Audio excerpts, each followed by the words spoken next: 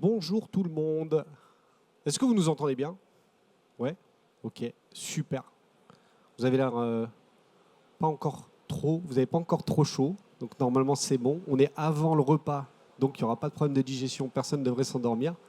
Donc si vous endormez, c'est à cause de nous. Ok. Donc on va faire le maximum en tout cas. Olivier, bienvenue.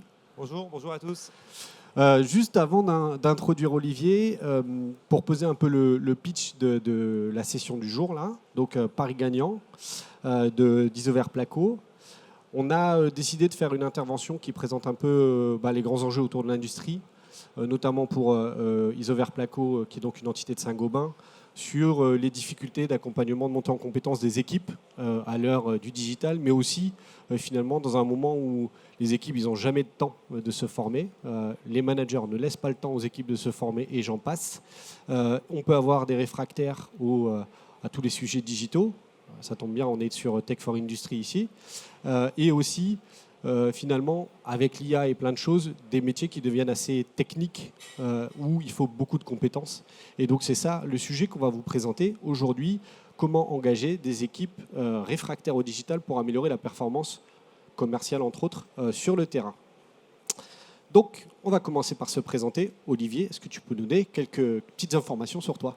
Oui, bonjour à tous, donc Olivier, je suis responsable des centres de formation Isover et Placoplâtre, donc dans le groupe Saint-Gobain depuis 21 ans. J'ai fait une petite quinzaine d'années dans le domaine du vitrage, donc avec des activités en R&D, en qualité, en formation, donc des choses assez diverses. Et depuis 2020, juste avant le Covid, depuis 2020, donc au niveau du centre de formation Isover Placo, donc pendant 3 ans sur de l'ingénierie pédagogique, de la création de contenu, puis depuis 3 ans à la tête de l'équipe. Eh ben, merci en tout cas de partager la scène avec moi et de nous partager ton retour d'expérience. Moi, je suis donc Jérémy Transo, je suis le directeur commercial de Bidiz. Je ne vais pas prendre beaucoup de temps, mais Bidiz, c'est une solution LMS, Learning Management System. En gros, c'est une plateforme qui permet de créer, diffuser du contenu. Et notre mission depuis 2015, c'est d'aller cibler les populations qui sont plus éloignées justement de la formation. Donc les gens qui vont être sur le terrain, les populations nomades, dans les usines, dans des flottes commerciales qui sont itinérantes, avec une accélération aussi justement post-Covid, où on est passé d'un modèle full présentiel dans la formation, je pense que tu y reviendras, à un modèle, ce qu'on appelle le blended finalement, où on va customiser les parcours en fonction des besoins et des habitudes de formation des populations. Je reprends ma petite zapette. Il y aura 2 temps, c'est quel est le contexte avant le début de la collaboration qu'on a mis en place, comment se passe la collaboration, et une partie plus à la fin, innovation sur quelque chose qu'on est en train de déployer ensemble d'ailleurs, donc sur des agents IA qui viennent contribuer à la montée en compétences. Donc voilà, vous avez les 3 temps, qu'est-ce qui existait avant, qu'est-ce qu'on a mis en place, comment ça se passe, et qu'est-ce qu'on est en train de prévoir sur le futur. Du coup, Olivier, qui sont les personnes qu'on accompagne ensemble chez Isover Placo? Donc, au niveau de Isover Placo, donc, on va accompagner les délégués technico-commerciaux principalement et toute la force de vente qui va être amenée à se déplacer et aller voir tous les clients de nos 2 marques. Donc en gros, nos clients vont être qui? Ce vont être principalement les distributeurs, donc les revendeurs de nos produits, et les clients indirects, ce sont les artisans, les personnes qui vont poser les produits chez vous. Donc ces commerciaux, leur caractéristique principale, c'est qu'ils sont quasiment tout le temps sur le terrain. Ils ont très peu de temps administratif. Ils vont peut-être avoir une demi-journée par semaine d'administratif pour se poser. Pas de bureau, un environnement toujours sur le téléphone ou sur la tablette. Donc ça, ce sont principalement les commerciaux nomades. Et à l'autre extrémité du spectre, on va dire, on a les assistantes commerciales qui, elles, sont plutôt sédentaires, qui n'ont pas de portable professionnel, qui travaillent uniquement sur PC. Donc c'est vraiment 2 typologies très très différentes. Et entre les 2, on va avoir des personnes qui peuvent avoir des niveaux de compétences assez variés, des gens qui vont être plutôt des chargés d'affaires, donc qui vont aller faire de la prospection, qui vont être en lien avec des architectes, donc des thématiques et des besoins de compétences assez poussés. Et aussi, on va avoir des moniteurs système, donc des gens qui vont sur les chantiers, qui font des démarches chantiers, donc de la mise en œuvre terrain qui sont très très opérationnels. Justement, un peu sur ces 4 typologies de population, c'est quoi un peu les... On a mis quelques briques ici, mais est-ce que tu peux nous donner quelques éléments un peu sur les enjeux? Tu as évoqué la technicité. C'est quoi un peu voilà, les enjeux ou les difficultés de la montée en compétence sur ces populations? Donc, nous, le gros challenge, c'est la montée en compétence des délégués technico-commerciaux. Donc, ils ont une double casquette. Ils sont, comme leur nom l'indique, et commerciaux et techniques. Donc, sur la partie commerce, on a une équipe excellence commerciale qui s'occupe de la montée en compétence. Nous, on va plutôt les aider sur la partie technique. Sur la partie technique, elle se caractérise par quoi? C'est quand ces délégués technico-commerciaux vont en agence, chez des distributeurs, ils peuvent être amenés à échanger avec les artisans pour parler des nouveautés produits, des évolutions réglementaires.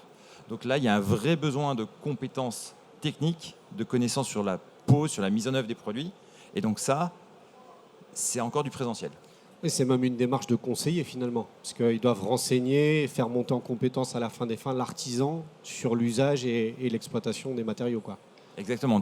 Et donc ça passe encore par du présentiel, ça passe par des formateurs techniques qui sont d'anciens artisans, qui eux ont la compétence, le savoir, et qui se mettent à jour régulièrement aussi pour ces formations. Là, on a écrit gamme en constante évolution, réglementation qui change. C'est quoi un peu la durée de vie finalement à quelle récurrence tu dois mettre à jour toutes ces informations-là ou cette montée en compétence? C'est du 6 mois, c'est du 1 an, c'est du... Les gammes changent 1 à 2 fois par an. Ok. Donc on va rationaliser une nouvelle épaisseur, une nouvelle dimension. Donc ça, là-dessus, on va avoir des nouveautés 1 à 2 fois par an. On va avoir des nouveautés produits aussi, donc des nouveaux produits qui sortent. Et au niveau de la réglementation, on a des changements. On est dans un contexte où ça change à peu près tous les 10 ans. Donc là-dessus, on a des échanges, des fréquences de révision de contenu différentes. En tout cas, c'est sûr qu'il y a du coup au minimum 1 ou 2 twists à faire dans l'année, soit par de la mise à jour de nouveaux produits, soit de la nouvelle gamme ou des mises à jour. On a mis peu de temps pour se former. Je pense que j'enfonce une porte ouverte, mais ils n'ont pas le temps ou ils prennent pas le temps? Ah, on est un peu entre les deux quand même. Hein. Ils vont souvent me dire qu'ils n'ont pas le temps pour se former, ils sont débordés, ils ont une demi-journée d'administratif où ils vont faire leur note de frais, leur compte-rendu et tout team, renseigner le CRM. Donc il y a très peu de temps pour se former, sauf qu'on leur dit qu'on est capable d'avoir des contenus de formation très courts, fragmentables, où on peut consommer en quelques minutes. Et là-dessus, le peu de temps pour se former est clairement utile. C'est justement un peu la suite, c'est-à-dire si on continue de poser le contexte, avant qu'on commence à travailler ensemble, qu'est-ce qui existait et finalement qu'est-ce qui t'a fait chercher d'autres moyens, on va dire, si on considère Bidis comme un moyen pour aller accélérer la montée en compétence de ces 4 populations qu'on a vues tout à l'heure? Ce qui existait au niveau de la partie présentielle, on avait énormément de choses, on avait des formateurs techniques qui étaient compétents, et sur la partie technique des produits qui devaient être mis en avant par les commerciaux, il y avait du présentiel, il y avait de la mise en œuvre en atelier. Donc ça, on avait déjà quelque chose qui existait depuis une quinzaine d'années. Donc là-dessus, on était très compétents. On a mis en place une plateforme d'e-learning aussi juste avant le Covid. Elle a été fortement utilisée au moment du Covid, mais il y a eu un effet soufflé qui est retombé après. Et il y a eu l'explosion des webinaires, comme pour tout le monde au moment du Covid. Sauf que les commerciaux ont fait une overdose, une saturation de webinaires. Et là-dessus, on est en train de réduire drastiquement ce nombre de webinaires pour former autrement. Continuer les webinaires, mais les former autrement. Donc il y avait finalement déjà du digital, mais il y avait un abandon progressif. On l'a tous connu, ce pic post-Covid contraint, j'ai envie de dire. On n'avait pas le choix, sinon il n'y avait plus du tout de formation. Et on va dire que ça s'est réessoufflé. Et du coup, qu'est-ce que tu cherchais là comme twist à faire? Ça s'était essoufflé, j'aurais tendance à dire, sauf pour les nouveaux arrivants. Okay. Les nouveaux arrivants, eux, avaient une volonté de monter en compétences rapide. Et cette plateforme digitale, couplée au présentiel, on était sur des contenus mixtes, ça permettait de garder la plateforme vivante en fait. Okay. Sauf que les nouveaux arrivants, on n'a pas tant que ça tous les ans. Et on avait 80% des gens qui n'allaient plus sur la plateforme. Donc du coup, on a eu envie de redonner un second souffle à la plateforme, ce qui avait passé par un changement de plateforme, mais on a voulu remuscler ça, et proposer des choses très ludiques et très, très variées. Et le dernier point aussi, c'est qu'on a eu dans l'équipe une personne qui est une Digital Learning Manager, donc qui est vraiment focus digital, alors que le reste de l'équipe, on était plutôt de l'ancien monde de la formation. Et du coup, elle a permis d'accélérer cette transition et ce changement d'outils. Vous êtes combien? C'est vrai qu'on n'a pas demandé. Du coup, il y a combien de personnes aujourd'hui dans ton équipe? Aujourd'hui, dans mon équipe, nous sommes 5. Ok. Auparavant, au moment du pic de 2021-2022, on était une dizaine. Avec, sur les 10, il y avait une personne dans l'équipe qui travaillait sur le digital. Ok. Et le mandat, c'est pour combien de collaborateurs du coup? C'est pour 350 collaborateurs minimum. Ok. Ok. Du coup, ça nous amène à... On s'est rencontrés. Alors, j'ai plus l'historique de comment on s'est rencontrés. Mais je sais qu'un des sujets, et ce sera sûrement un sujet que vous allez avoir, en tout cas que vous avez chez vous, il y a toujours ce rapport au digital, avec les réfractaires, etc. C'était quoi le contexte justement chez vous à l'époque? On a mis 2 catégories, on va enfoncer des portes ouvertes là encore du cliché, mais comment Oui. on se dit on va finalement développer une nouvelle plateforme alors que celle d'avant elle est en déperdition. Comment ça réagit un peu là? Là, clairement, on est vraiment dans le cliché. Au niveau des plus jeunes, clairement, ça adopte très très vite la nouveauté. En termes de conduite du changement, c'était excessivement facile. Ils n'avaient pas eu tant de temps que ça pour s'habituer à l'ancienne plateforme. Donc un changement de plateforme, c'était moins critique. Pour les plus expérimentés, il y avait vraiment une conduite du changement. Là-dessus, il a fallu faire un accompagnement un petit peu, repréciser des choses toutes simples, comment on va se connecter à l'outil, comment on va y retourner, comment faire pour dépasser cette résistance. Ça a été de l'accompagnement, des relances, des communications et l'implication des managers. C'est souvent une question, hein, parce que ça c'est... Alors, comme on est sur mobile aussi, on nous dit qu'ils ne sont pas équipés, etc. Là, tu l'as dit, c'est plutôt des populations commerciales itinérantes, donc ils ont déjà les tablettes, mais en général, il y a ce vrai rapport au digital, mais aujourd'hui, on est beaucoup à avoir des smartphones et finalement être assez à l'aise. Mais pour autant, ça peut être les téléphones perso et autres, et donc on n'a pas envie de se connecter. Donc il faut aller déclencher un peu des mécanismes, soit de change, soit de reward ou autre, pour finalement pousser un peu la machine. Et le sponsorship des managers, parce que si encore une fois ils poussent pas et s'ils laissent pas le temps d'eux, on bloque quoi. Ouais, clairement, l'implication des managers est vraiment une chose clé. C'est ça qui nous permet de faciliter l'adhésion à l'outil. Et ça, c'est pour moi une des choses qui est fondamentale. Là, durant un an, nous, on a eu un autre outil, pas de formation, mais d'évaluation qui était utilisé, qui était poussé par une équipe d'excellence commerciale. Et du coup, on avait 2 outils qui cohabitaient. Et en termes de Visibilité peut-être. de visibilité, de sursaturation aussi en notification, en mail, on faisait très attention à ça pour ne pas polluer les commerciaux de mails de relance sur notre outil, sur l'autre outil. Donc on marchait un peu sur des œufs. L'autre outil va s'arrêter dans les prochains jours. Donc du coup, on va avoir Nous on est encore là, c'est bon. Vous restez là. C'est bon. Donc on va avoir un petit boulevard en termes de communication pour la suite. Justement, du coup, si on passe un peu. Donc là, on va passer plus au cas du concret, qu'est-ce qu'on a déployé, etc. Donc je disais, Bidis, c'est une plateforme, je laisserai Olivier donner les éléments qui sont propres à ce choix, finalement, mais qui est multi-device, hein, comme vous le voyez. Donc PC, mobile, etc., avec des différents types et modes de connexion qui peuvent être du SSO, mais aussi du matricule pour les populations qui n'ont pas d'adresse mail professionnelle, du mode offline pour les gens qui travaillent dans des usines avec une couverture réseau qui est faible, bref. Plein de choses. Qu'est-ce qui, toi et tes équipes, vous a fait finalement choisir le sujet, enfin en tout cas Bidis comme solution? Quand on s'est posé pour voir un petit peu l'abandon de l'ancienne plateforme, donc on a testé différentes solutions sur le marché. On avait à l'époque 2 personnes qui travaillaient sur le digital dans l'équipe, qui se sont chargées de faire un peu un benchmark de toutes les solutions produits. Il s'est avéré aussi que les cousins de la distribution de bâtiments chez Saint-Gobain utilisaient déjà Bidis. Donc on a vu ça comme une possibilité de synergie avec eux, de transfert de contenu aussi dans un second temps. Donc là-dessus, ça nous a facilité et renforcé dans l'idée de partir sur la solution Bidis. Qu'est-ce que vous produisez finalement? Du coup, tu disais qu'il y avait une partie avec la direction commerciale et une dimension plutôt technique chez vous. C'est quoi concrètement? Qu'est-ce que vous créez sur Bidis en termes de contenu, la typologie? Donc, actuellement, on va créer 2 types de parcours de formation. On va avoir des contenus plutôt orientés des bases théoriques, donc les bases de la thermique, les bases de l'acoustique, ou ainsi de suite, pour expliquer un petit peu aux gens les fondamentaux. Puis après, on va avoir des pitchs produits, où là, on va diviser en plusieurs capsules de formation comment aider le commercial et comment lui faire adhérer au discours commercial et pour vendre le produit très rapidement. Donc sur la partie technique de la partie technico-commerciale finalement. C'est Donc être un exactement. bon conseiller à la fois pour les revendeurs et pour les artisans avec lesquels ils travaillent, quoi. Donc on n'est pas sur les techniques de vente, Ouais. mais on est plus sur les argumentaires produits pour qu'ils maîtrisent ces argumentaires produits et qu'ils les travaillent et qu'ils les revoient de façon ludique. Alors moi je suis très novice en BTP, mais du coup moi, on rigolait ensemble, mais Placo pour moi c'est Placo. Donc c'est une marque comme Sopalin, voilà, on connaît. Il y a combien de produits aujourd'hui? C'est quoi le catalogue Au niveau, Rossmail? au niveau entre Placo et Isovert, tu as des dizaines de milliers de produits.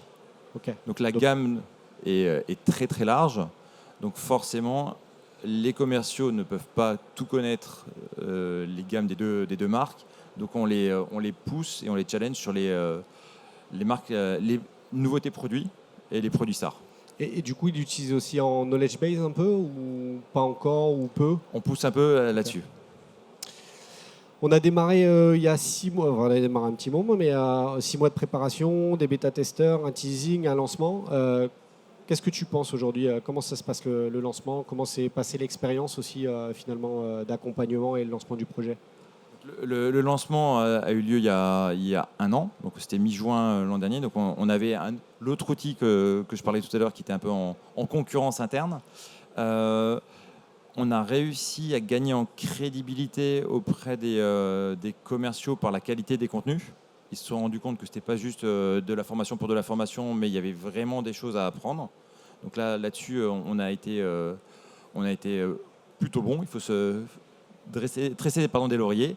On a beaucoup animé aussi tout au long de l'année via des challenges. Donc on a fait un challenge au moment d'Halloween, un challenge en mai pour toujours des cadeaux, des goodies, essayer de récupérer des cadeaux. Et là-dessus, l'adhésion de certaines équipes, on voit que certaines équipes, le rôle du manager est clé.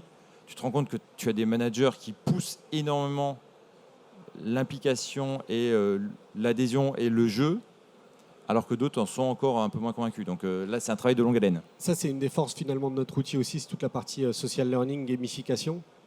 Du coup, aujourd'hui, quand tu dis il y avait du reward, c'est dès qu'ils consomment du contenu, ils gagnent des points et ils peuvent utiliser ces points, ou ceux qui sont le mieux classés, ils bénéficient de cadeaux, c'est ça? Ouais, donc il y a le système de points directement dans Bidiz, dans l'outil avec les badges et tout le système de points. Nous, en plus, en fait, on a regardé un petit peu les taux de complétion de certains parcours de formation qui nous paraissaient clés par rapport à l'actualité commerciale et marketing du moment. Donc on les a challengés vraiment là-dessus. Et quand on avait certaines équipes qui avaient, l'intégralité de l'équipe qui avait suivi le parcours, on a mis des cadeaux et on est allé les amener en région, à Rennes. On est allé à Rennes amener les cadeaux à une équipe commerciale. Et on en profite pour faire des photos, de la com, et ça entretient la boucle. Finalement, ils ont du temps pour se former et aussi pour des moments de fun, quoi. Quand on vient amener les cadeaux, ils ont toujours du temps. Ouais. On va parler un peu du parcours type.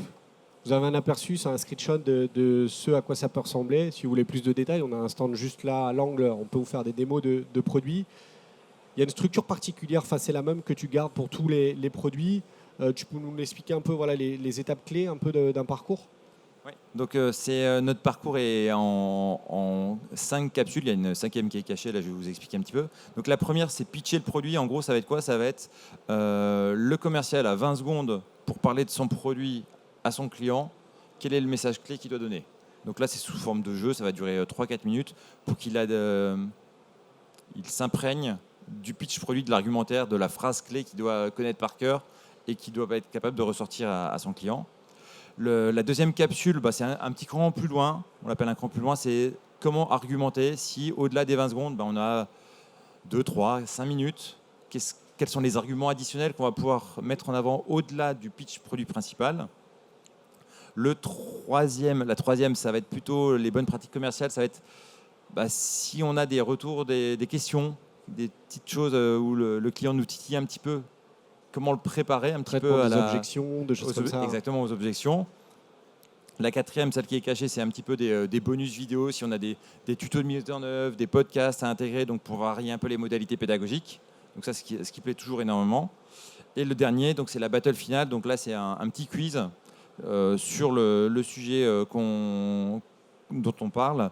Ce qu'on a fait, nous, c'est on a pris le parti d'avoir une banque de questions d'une 20aine de questions et aléatoirement, la capsule pioche 6 questions parmi les 20. Donc ça permet que, dans certains cas, les commerciaux se passaient sur le groupe WhatsApp les réponses aux questions pour que tout le monde améliore le score de l'équipe. Et là, du coup, non, parce que les questions reviennent aléatoirement et changent d'une battle à l'autre. Et tout le monde participe au battle ou pas? Je sais qu'on a des clients où même la direction générale peut être défiée dans les battles de connaissances produits. C'est aussi le cas. Tout le monde peut être défié. Honnêtement, on a un peu moins de monde que sur les pitchs produits, mais là on pousse, lors du challenge de mai notamment, on a mis en place une méga battle où on revoyait tous les contenus et toutes les questions des contenus développés depuis un an pour pousser un peu la modalité de la méga battle. Ça, c'est vraiment quelque chose qui les engage. Et puis, en fait, on allie finalement le contenu à du fun, de la compétition. Je fais partie de l'équipe commerciale, donc je sais très bien que c'est super important la compétition. Ça marche comme ça. Donc vous avez finalement utilisé un peu tous les mécanismes. Et on se disait là, donc des tips qui arrivent.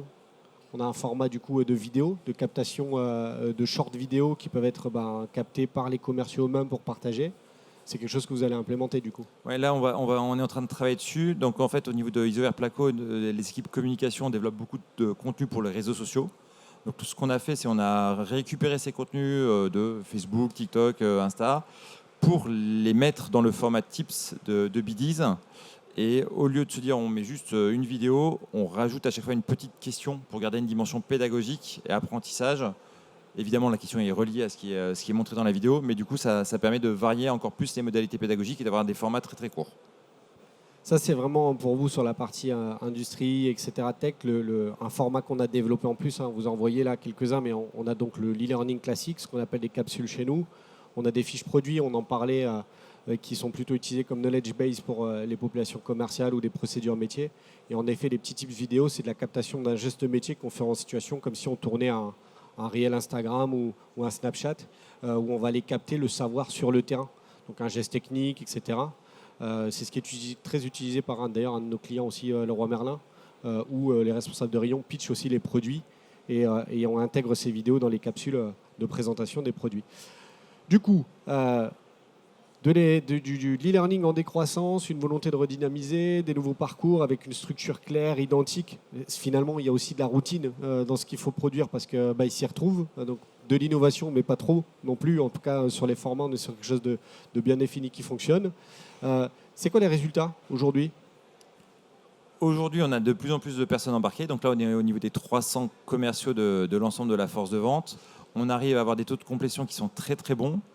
Les contenus qui sont... Tu nous rassures, c'est pas obligatoire de le faire. C'est pas obligatoire de le faire, mais les contenus qui sont attaqués, qui sont commencés, sont terminés. Il y a une partie qui ne sont pas réussies, parce qu'on met un taux de réussite à avoir au quiz pour valider la connaissance. Il y a quand même certaines personnes qui ne réussissent pas. Donc, c'est pas plus mal pour moi. Ça veut dire que les contenus ont un bon niveau de difficulté aussi. Si tout le monde avait 100% de réussite, c'est pas forcément pertinent non plus. Donc là-dessus, on a des beaux taux de complétion. Sur la partie innovation, ce que tu disais tout à l'heure, sur les contenus théoriques où on a une structure qui peut varier d'un parcours à l'autre, là on va se permettre d'intégrer des modalités pédagogiques un peu autres. On va rajouter un peu plus de vidéos, on va utiliser d'autres outils auteurs qu'on peut intégrer dans Biddies. Donc ça c'est assez sympa. Des outils type Canva ou Geniali, sans forcément entrer dans les détails, mais c'est vraiment qui nous permettent d'avoir des modalités, des choses qui sont un peu différentes, mais qui sont facilement intégrables dans Biddies, et ça nous permet de varier le plaisir d'apprentissage. De toute façon, la diversité à la fois, la bonne conception initialement de l'ingénierie pédagogique et la diversité des formats gardent finalement les apprenants captifs. Si on met que du texte, on les perd. Si on met que de la vidéo, quel est l'intérêt d'être sur son téléphone avec des vidéos de 2 heures ? Donc en fait, l'adaptation, la pluralité va créer cet engagement, quoi. Et là-dessus, on a mis sur un parcours, on a mis en place un escape game qui a vachement bien marché. Donc là-dessus, c'est les modalités pédagogiques, se dire c'était un petit sujet un peu fun qui n'est pas fun au départ, mais on l'a tourné d'une certaine façon qui fait qu'il y a eu un beau taux d'adhésion sur ce contenu. Aujourd'hui, les directions métiers chez toi, ils s'emparent aussi du sujet, ils contribuent avec vous à la création, ou ça reste ton équipe qui est restée 100% dans l'intégration et la création des contenus pour eux finalement d'une certaine manière ? Pour la création, on se base beaucoup sur les experts produits marketing ou des sachants techniques sur des parcours théoriques. on ne fait plus de validation de produits par des membres de la force de vente. On passe uniquement par les gens du marketing et les contenus sont validés comme ça. Et c'est quoi du coup les challenges? C'est ce que vous avez lancé en interne avec le Reward. Ok. Ouais, exactement. Et on a mis en place aussi des rapports mensuels auprès des managers. L'outil permet d'avoir des reportings dans l'outil pour les managers qui sont vraiment très bien pensés. Mais il faut que les managers y aillent. Donc là-dessus, ils sont plutôt encore dans... On aime bien avoir le petit rapport qui nous arrive par mail, ça nous tombe directement dans la boîte mail. Donc là-dessus, on pousse là-dessus, on essaie d'avoir des reportings qui vont un petit peu au-delà de ce qui est fait nativement dans l'outil, mais on a échangé avec les équipes développement pour voir comment on pourrait aussi pousser et proposer des choses. Mais là-dessus, l'implication des managers passe aussi par ça. Ça reste toujours un enjeu, notamment... alors, ce n'est pas forcément le cas chez toi, mais on a des clients où les managers sont objectivés sur les taux de complétion des parcours de leurs équipes. Donc, eux vont se connecter parce qu'ils savent qu'à la fin des fins, les primes aussi dépendent de ça. C'est toujours le juste milieu entre la carotte et le bâton, quoi. Moi, j'aimerais bien qu'il y ait ça, mais ça, c'est des discussions avec peut-être en relation avec les RH, certains clients. On a une petite page un peu, comme on est encore une fois dans un Tech for Industry, on va finir sur une petite touche d'innovation. Merci Olivier de nous faire confiance sur le déploiement de ce qu'on appelle nos agents. Pour vous donner un peu d'éléments, on a lancé, ça fait déjà à peu près 1 an et demi, 2 ans, dans notre plateforme qu'on a de l'intelligence artificielle, mais qui sert plutôt à la création assistée de contenu. Vous allez mettre une procédure métier en PDF et ça va créer automatiquement sous forme de modules. Il faudra refaire une petite passe quand même parce que c'est de l'IA, donc c'est jamais 100% nickel, mais en tout cas ça crée une bonne base, les visuels qui vont avec. Donc on avait déjà ça pour faciliter le travail de création et d'administration, ce qui permet finalement aussi à des directions qui ne sont pas des experts du learning d'aller contribuer d'une certaine manière à la création. Et on s'est dit, l'étape d'après, c'est plutôt de mettre de l'IA côté apprenant, côté utilisateur. Et d'ailleurs, je ne devrais plus utiliser le mot d'apprenant parce qu'il y a des agents qui ne servent pas à apprendre, mais qui servent plutôt à renseigner. Et donc, tu nous as fait confiance et on a démarré depuis janvier cette partie-là. Je vous la présente. J'ai des vidéos de démos, mais je pense qu'après, on laissera plutôt un espace pour les questions-réponses. Et si vous voulez des démos des 4 agents, mon équipe et moi-même, on sera à votre disposition pour le faire. En gros, on s'est dit, on a une base de connaissances chez Bidis qui sert avec les contenus de formation, mais aussi les contenus produits, avec finalement comment pitcher, les arguments, les descriptions techniques des produits, des procédures métiers, qu'est-ce qu'on en fait de cette knowledge base et cette base de formation. Et on a créé 4 agents. Les 2 premiers qu'on a développés, c'est question-réponse et simulation. Question-réponse, ça paraît très très bête, mais du coup, c'est le chat GPT interne, quoi. C'est-à-dire qu'en fait, Olivier, toi, tu renseignes tous les arguments sur tes produits. Un conseiller se retrouve face à un artisan et lui dit tiens, en fait, c'est quoi les dimensions ou quel type de matériaux je dois utiliser pour ça, ça et ça. Il cherche, il pose la question, il prend l'agent, il pose la question à l'agent lui répond par le contenu. Et du coup, il n'y a pas d'hallucination possible parce que c'est le contenu qu'il y a dedans. Et on a la réponse directe. C'est ce qu'on fait aussi dans la restauration avec les allergènes. Bref, vous voyez l'usage très finalement contrôlé. Et le deuxième qu'on a lancé rapidement, c'était celui de la simulation, qui nécessite pour le coup un peu plus de technique, parce qu'il faut créer ce cadre de simulation, les objectifs pédagogiques et les personas, mais qui sert à aller jouer des situations de clients pas contents, des réclamations, du bon pitch justement de produit, est-ce que j'ai conseillé le bon produit. Vous êtes sur les 2 là pour l'instant, il me semble. Les 2 autres, on est en cours de déploiement, on les finalise. J'en parle juste 2 mots, mais consolidation, l'idée c'est plutôt, tu parlais des quiz, des battles à la fin. Là, c'est je voudrais réviser. Je demande à l'agent, je voudrais réviser ma connaissance sur les produits, les plaques de plâtre. Sors-moi des questions. Donc ça va l'interviewer et le renseigner s'il n'a pas les bonnes réponses. Et recommandations. On est encore en phase exploratoire chez nous, dans le bon module. L'idée, c'est de dire aujourd'hui, on va regarder ce que Jérémy fait et les autres profils qui font la même chose que Jérémy. Et on va lui dire tiens, les autres font ça, donc peut-être ça t'intéresse. Et l'idée, c'est plutôt d'avancer sur la partie compétences. Ça nécessite que nos clients intègrent les compétences dans la plateforme et dire voilà, je veux développer ma capacité à faire du feedback. Hop, il va aller me créer des parcours sur mesure par rapport au contenu. C'est quoi, toi, tes premiers retours sur la partie agent Pourquoi tu as décidé de les déployer finalement et pour quelle population Qu'est-ce que tu en penses de cette innovation-là? Alors, pour l'instant, on se concentre sur la simulation. donc reliés à nos pitchs produits. Donc effectivement, ça nous permet de rentrer en matière première pour la simulation les parcours concrets. On les complète éventuellement avec d'autres brochures. On en est à la phase de validation de la première simulation reliée à un pitch produit. Effectivement, je ne pensais pas que ça allait prendre autant de temps sur la partie scénario, objectif d'apprentissage, persona. L'outil est vraiment bien, guide bien pour que ce soit très complet. Là, on est en train de fin de validation. On espère lancer début septembre, officialiser auprès des apprenants la simulation IA. En fait, les gens ils pensent souvent qu'avec l'IA, on fait 3 clics et c'est terminé. C'est vrai pour question-réponse, mais pour simulation, si on veut sortir vraiment des vrais entretiens, il faut décrire bien les personas qui sont finalement, ce à quoi sont confrontés tes commerciaux sur le terrain. C'est quoi, comment réagit un artisan? Quand il n'est pas content, ça se passe comment? On va intégrer là bientôt en plus l'échange 100% vocaux. Puisque là, pour l'instant, nous, on peut répondre en vocal, mais le simulateur, il est que en texte. Donc plutôt prometteur, on va dire. En tout cas, le juge de paix, ce sera finalement, excuse-moi Olivier, mais les utilisateurs à la fin. Hein. C'est eux qui nous diront si on a... Là, effectivement, et là, pour ce cas-là, avec la simulation, on va prendre quand même le parti de reprendre quelques bêta-testeurs avant de mettre en masse.